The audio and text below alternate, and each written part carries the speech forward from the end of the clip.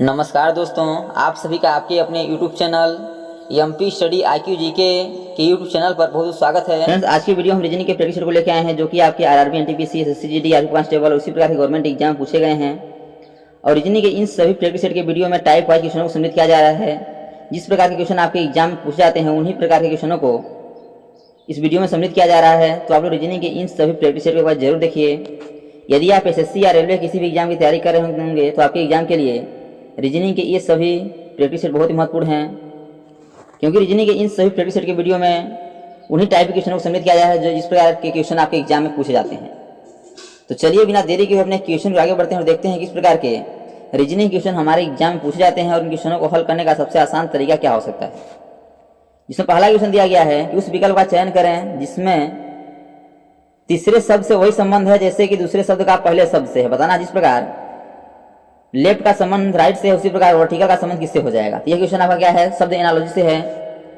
और ये क्वेश्चन आपका यदि आप ध्यान से देखेंगे तो लेफ्ट का संबंध राइट से दिया है, यानी कि लेफ्ट और राइट का आपस में विपरीत होते हैं। तो उसी प्रकार बताना है वर्टिकल का संबंध किससे हो जाएगा। जिस प्रकार लेफ्ट का संबंध राइट से है उसी प्रकार वर्टिकल का संबंध किससे हो जाएगा। आपको 4 ऑप्शन दिया गया है और इन 4 ऑप्शन में से एक ऑप्शन करेक्ट आंसर होगा, हमें उसी को पहचान करना है। तो लेफ्ट का विलोम क्या होता है, यानी अपोजिट क्या होता है, राइट होता है। उसी प्रकार जो वर्टिकल है उसका अपोजिट क्या होता है, तो उसका अपोजिट हॉरिजॉन्टल होता है और वो ऑप्शन नंबर बी में है, इसलिए इसका option number B right answer हो जाएगा। नेक्स्ट दिया गया है कि प्रश्न आकृति में दी गई आकृतियों से कौन से उत्तर आकृति बनाई जा सकती है। बताना है कि जो आपका प्रश्न आकृति दिख रहा है इस प्रश्न आकृति में से कौन सी उत्तर आकृति बनाई जा सकती है, यानी कि जिस प्रकार का यह आपका प्रश्न आकृति दिख रहा है उस प्रकार का किस ऑप्शन में छिपा हुआ है। तो ऑप्शन नंबर ए में देखेंगे तो ऑप्शन नंबर ए में कहीं आपका इस प्रकार का नहीं दिख रहा है, तो ऑप्शन नंबर ए नहीं होगा। ऑप्शन नंबर बी देख लेते हैं। जब ऑप्शन नंबर बी देखेंगे तो इस प्रकार की आकृति आपको दिख रही होगी। यहाँ देखेंगे तो इस प्रकार की आकृति यहाँ से आपको दिख रही है, इस प्रकार से यह आकृति यहाँ से दिख रही है। तो क्या है कि जो आपका ऑप्शन नंबर बी है उसमें आपका प्रश्न आकृति छिपा हुआ है, तो ऑप्शन नंबर बी क्या हो जाएगा, आपका राइट आंसर हो जाएगा। नेक्स्ट दिया गया है ये क्वेश्चन आपका कथन निष्कर्ष से है। कथन है कि सभी आलू टमाटर हैं, सभी टमाटर प्याज हैं, और निष्कर्ष दिया गया है कि सभी प्याज टमाटर हैं और सभी आलू प्याज हैं। तो कथन एवं निष्कर्ष क्वेश्चन को हल करने से पहले आपको क्या करना है, कथन को ध्यान से पढ़ना है और फिर कथन को पढ़ने के बाद उसका आपको वेन डायग्राम बनाना है, फिर आपके निष्कर्ष को पढ़ के उसका आंसर देना है। तो कथन बोला है सभी आलू टमाटर हैं, जितने भी आलू है ना आलू बनाएंगे, और जितने भी आलू है क्या है, टमाटर के अंतर्गत है, किसे टमाटर के अंतर्गत है। फिर बोला है सभी टमाटर प्याज है, और जितने भी टमाटर है ना क्या है, प्याज हैं, प्याज के अंतर्गत हैं। ये देखिए आपका वेन डायग्राम बन गया कथन का। अब निष्कर्ष क्या बोला है कि सभी प्याज टमाटर हैं, क्या सभी प्याज टमाटर हैं। तो देखेंगे तो जो सभी प्याज हैं वह टमाटर नहीं है, क्योंकि प्याज क्या है बाहर है, टमाटर क्या है अंदर है, तो सभी प्याज टमाटर नहीं हो सकते।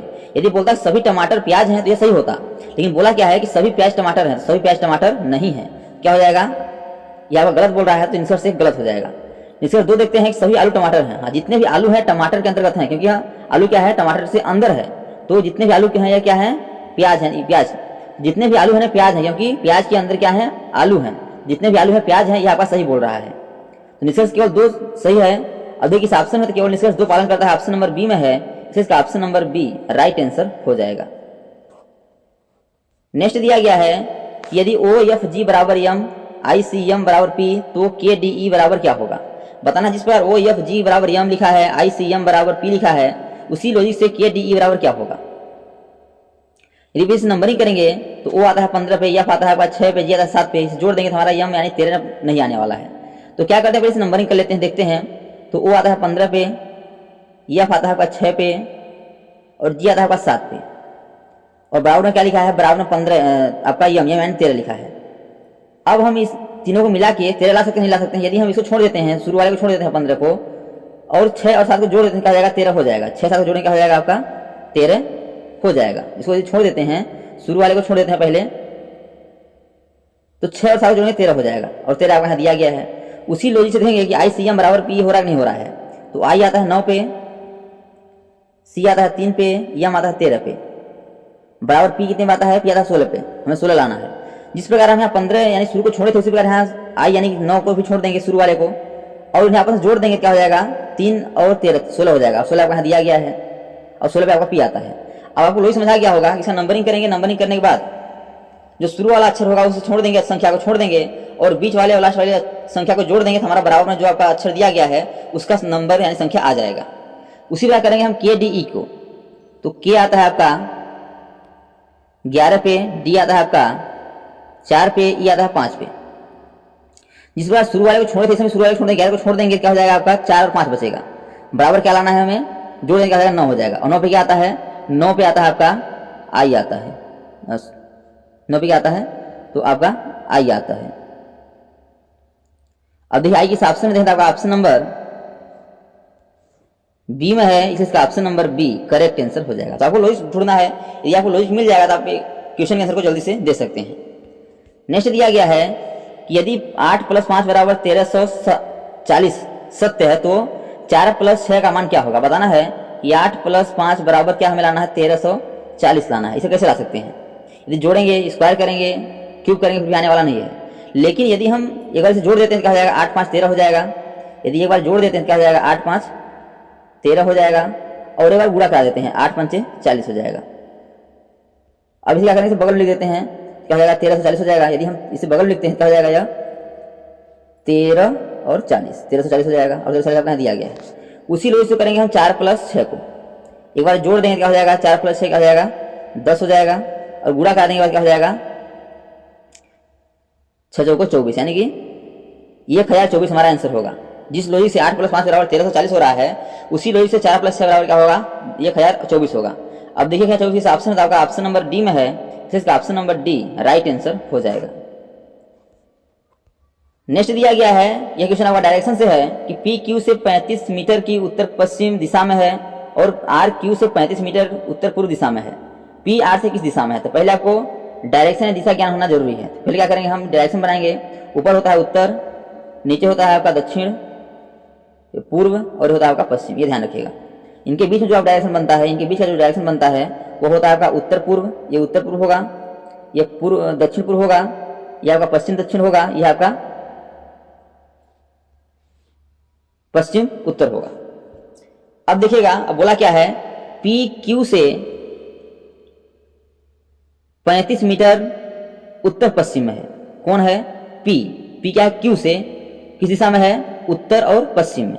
यदि हम क्यू को यहां लेते हैं तो क्यू से पी जो है, क्यू से 35 मीटर उत्तर पश्चिम, उत्तर पश्चिम यानी कि इस दिशा में, उत्तर पश्चिम क्या हो जाएगा, इस दिशा में हो जाएगा, कौन, पी हो जाएगा। कितना है आपका, 35 मीटर है।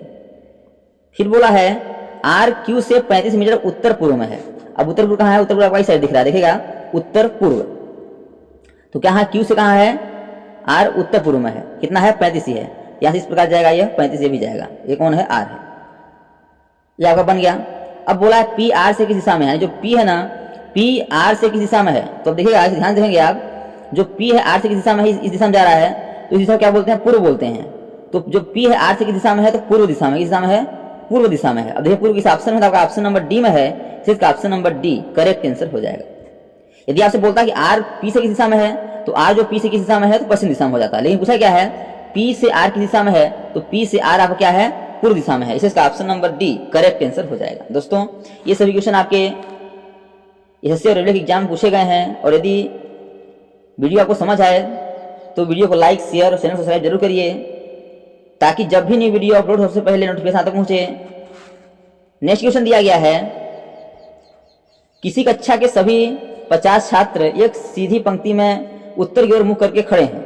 राकेश दाएं सिरे से 17वें स्थान पर खड़ा है, जबकि कमलेश बाएं सिरे से 22वें स्थान पर खड़ा है। राकेश और कमलेश के बीच कितने छात्र हैं। तो जब भी आप ऐसा क्वेश्चन देखे, आपको टोटल विद्यार्थी दे दे, यानी टोटल आपको छात्र दे दे, और दाएं और बाएं से क्वेश्चन आंसर पूछे, क्या करना है आपको, टोटल जितना दिया गया है और दाएं बाएं में जितने हैं उन्हें जोड़ के टोटल से घटा देंगे तो हमारा आंसर आ जाएगा। तो left plus right, left plus right, तो दाएं से कितना है, दाएं से आपका है 17 और लेफ्ट से कितना है आपका, सॉरी हाँ, लेफ्ट से कितना है आपका 22। यदि से जोड़ देंगे क्या हो जाएगा आपका 39 हो जाएगा। अब जोड़ने के बाद लेफ्ट प्लस राइट को जोड़ने के बाद टोटल में से घटा देंगे, तो 50 में से यदि 39 को हम घटाते हैं तो कितना बचेगा, 11 बचेगा। यानी कि उनके बीच कितने विद्यार्थी होंगे, तो उनके बीच 11 विद्यार्थी होंगे। अब देखिए 11 किस ऑप्शन में, तो आपका ऑप्शन नंबर सी में है, तो इसका option number C correct answer हो जाएगा। तब वो क्वेश्चन को बड़ा देख के घबराना नहीं है, जितने क्वेश्चन बड़े होते हैं उनका सोल्यूशन उतना ही छोटा ही होता है, इसलिए इसका ऑप्शन नंबर जो सी है ये आपका राइट आंसर हो जाएगा। नेक्स्ट दिया गया है कि घड़ी में 2:30 हो रहे हैं, तो घड़ी की दोनों सुइयों के बीच कितने डिग्री का कोण बनेगा। यानी कि जो आपका घड़ी हम मान लेते हैं, यह घड़ी बना देते हैं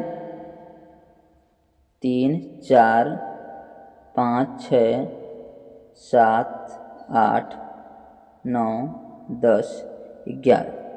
बोला है घड़ी कितना बज रहा है, तो 2:30। 2:30 यानी कि जो मिनट वाली सुई होगी 2 और 3 के बीच होगी, और आपका घंटे वाली सुई, और मिनट वाली सुई आपका 6 पे होगी। इस प्रकार आपका ये होगा, इस प्रकार से। अब बोला है इनके बीच का कोण क्या बनेगा, तो आपको क्या करना है, एक फार्मूला होता है, उस फार्मूले पर रखेंगे तो आपको जल्दी आंसर आ जाएगा। फार्मूला क्या होता है, थीटा बराबर, याद रखिएगा, थीटा बराबर 11/2 m माइनस 30 आवर्स, यानी एच यानी घंटे।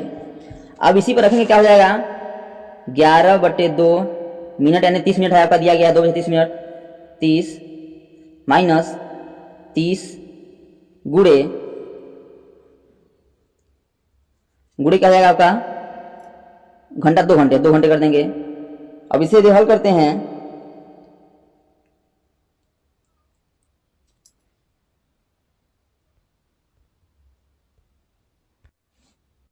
देखिए अभी कट गया था, दोबारा से बना लेते हैं। घड़ी बना हुआ था, एक घड़ी रहेगा 12, 1, 2, 3, 4, 5, 6, 7, 8, 9, ये आपका 10 और ये आपका 11। इस प्रकार हो जाएगा, घड़ी बन जाएगा।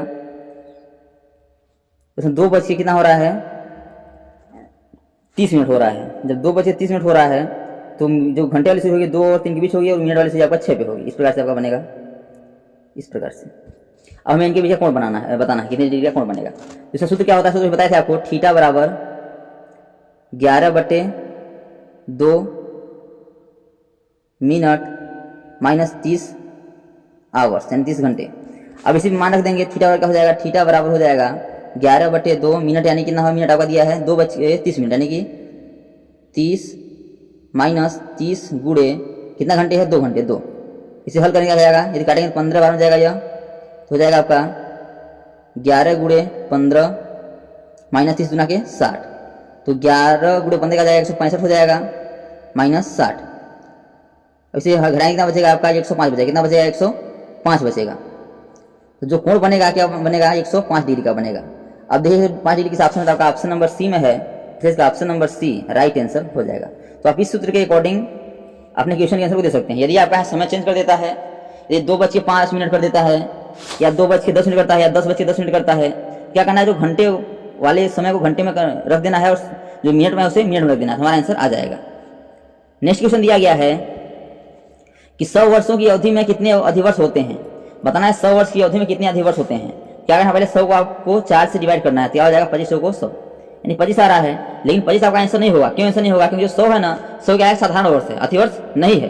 क्या करेंगे हम, 100 जो साधारण वर्ष है, क्या करेंगे, 100 को लेके जब हल किया 25 बार आया, 25 आया है, क्या करेंगे हम, इसमें से 1 को माइनस कर देंगे, क्या हो जाएगा, 24 हो जाएगा। यानी कि 100 वर्ष की अवधि में आपके टोटल 24 अधिवर्ष होंगे। इसलिए इसका ऑप्शन नंबर जो डी है, ये आपका राइट आंसर हो जाएगा। अब एक माइनस क्यों किए हैं, क्योंकि 100 हमारा क्या है, एक अधिवर्ष नहीं है, एक साधारण वर्ष है, इसलिए हम एक माइनस किए हैं। नेक्स्ट दिया गया है, यह क्वेश्चन आपका पासे से पूछा गया है कि एक ही पासे की 4 स्थितियां दी गई हैं, चिन्ह प्लस के विपरीत सतह पर क्या होगा। आपको 4 पासा दिया गया है और बताना है कि प्लस के विपरीत सतह पर क्या होगा। तो क्या करना है, आपको देखना है जो प्लस है इसके विपरीत में बताना है। तो जो उसके शेष 2 फलक हैं, क्या दोनों में कॉमन मिल रहा है, नहीं मिल रहे हैं। देखते हैं स्टार और माइनस, किसी में कॉमन, हज और माइनस किसी में कॉमन मिल रहा है क्या, देखें तो पासे नंबर दूसरा में कॉमन मिल रहा है हज और माइनस। जब हज और माइनस कॉमन मिल जाते हैं, जिसका विपरीत पूछा रहता है और जो शेष बचता है वो क्या होता है, आपस में विपरीत हो जाते हैं। तो प्लस का विपरीत क्या हो जाएगा, डॉलर हो जाएगा। क्या हो जाएगा, डॉलर हो जाएगा। अब देखिए डॉलर किस ऑप्शन में, आपका ऑप्शन नंबर डी में है, इसलिए इसका option number D right answer हो जाएगा। नेक्स्ट दिया गया है कि उस विकल्प का चयन करें जिसमें दिए गए शब्दों के बीच का संबंध अन्य विकल्पों में दिए गए शब्दों के संबंध के बीच से भिन्न है। बताना है कि जो आपका 4 ऑप्शन है इसमें से भिन्न कौन सा है। सीमा, देश, तटरेखा, समुद्र, पुल, इस्पात, दीवार, कमरा। इसे आप ध्यान से देखेंगे तो जो देश सीमा से घिरा हुआ है, समुद्र तटरेखा से घिरा हुआ है, कमरा दीवार से घिरा हुआ है। लेकिन जो पुल है ना इस्पात से घिरा होता नहीं होता है, इससे क्योंकि इस्पात से बनता पुल बनता है। ये क्या है, तीनों क्या है, ये तीनों क्या है, ये घिरे हुए आकृति से संबंधित हैं। क्या है, घिरे हुए आकृति से संबंधित हैं। लेकिन जो ऑप्शन नंबर बी है ये क्या है, इसे बनावट से संबंधित है। किससे, बनावट से। तो अलग कौन सा हुआ, अलग ऑप्शन नंबर सी हुआ, पुल और इस्पात। इसका option number C right answer हो जाएगा। नेक्स्ट दिया गया है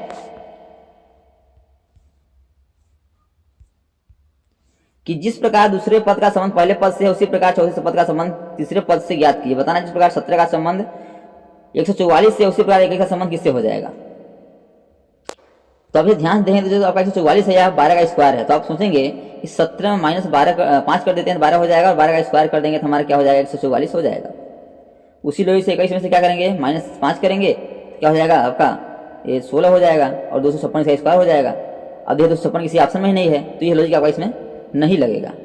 अब क्या करेंगे, इसमें दूसरा लॉजिक सोचेंगे, दूसरा लॉजिक इसमें क्या लग सकता है। जो 17 का करना हमें 144 करना है, तो यदि हम 17 का स्क्वायर कर देते हैं, यदि हम 17 का स्क्वायर करते हैं क्या हो जाएगा, 289 हो जाएगा। और इन्हें आपस में गुणा करा देते हैं, क्या हो जाएगा, 8 गुना 16, 16 9 144 हो जाएगा।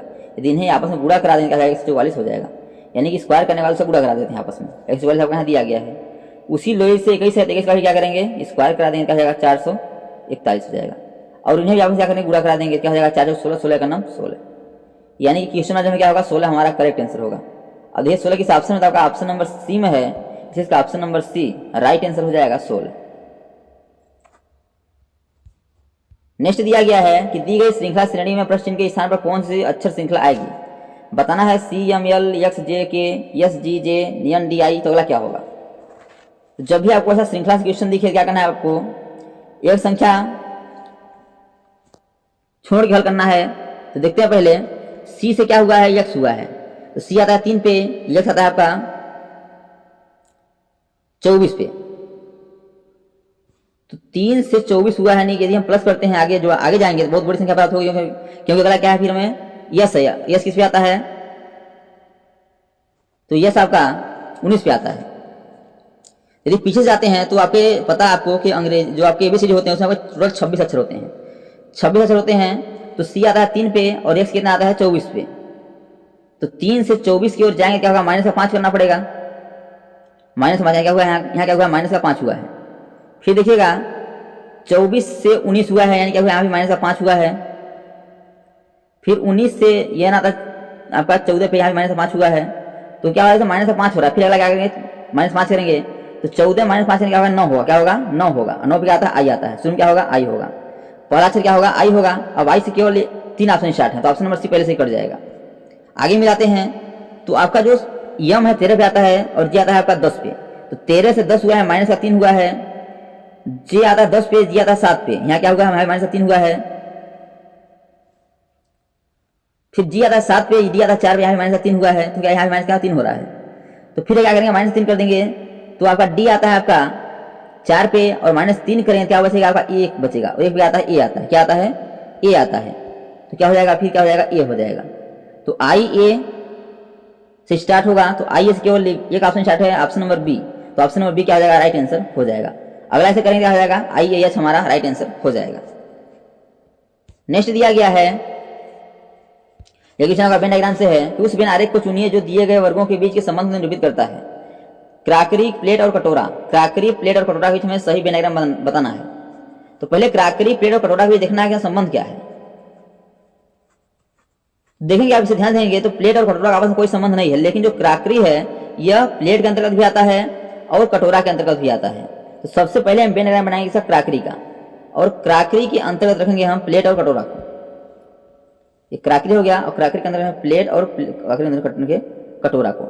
इस प्रकार का आपका आंसर होगा। अब देखिए इस प्रकार आपका वेन डायग्राम किस ऑप्शन बना हुआ है, तो आपका ऑप्शन नंबर ए में है, इसलिए इसका option number A right answer हो जाएगा। तो दोस्तों thanks for watching this video. यह वीडियो आपको कैसा लगा कमेंट बॉक्स में जरूर बताइएगा। और इसी प्रकार के गवर्नमेंट एग्जाम पूछे जाने वाले GK, GS, maths, reasoning, Hindi, current affairs और लूसेंट संबंधी क्वेश्चन पाने के लिए हमारे यूट्यूब चैनल को लाइक, शेयर, सब्सक्राइब कर बेल आइकन को प्रेस करना भूलिएगा, ताकि जब भी नई वीडियो अपलोड सबसे पहले नोटिफिकेशन आते पहुंचे। तो आज तक इतना ही, मिलते हैं नेक्स्ट वीडियो में, तब तक के लिए जय हिंद, वंदे मातरम।